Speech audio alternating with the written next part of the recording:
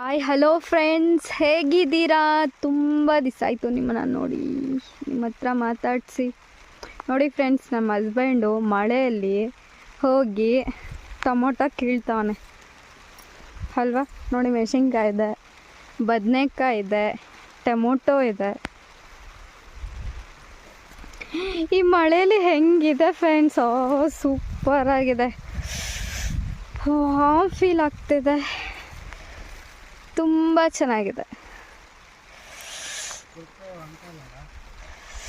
ಬನ್ನಿ ಫ್ರೆಂಡ್ಸ್, ಬೇಕಂದರೆ ನಿಮಗೆ ಟೊಮೊಟೊ, ಮೆಣಸಿನ್ಕಾಯಿ, ಬದನೆಕಾಯಿ ನೋಡಿ ಫ್ರೆಂಡ್ಸ್,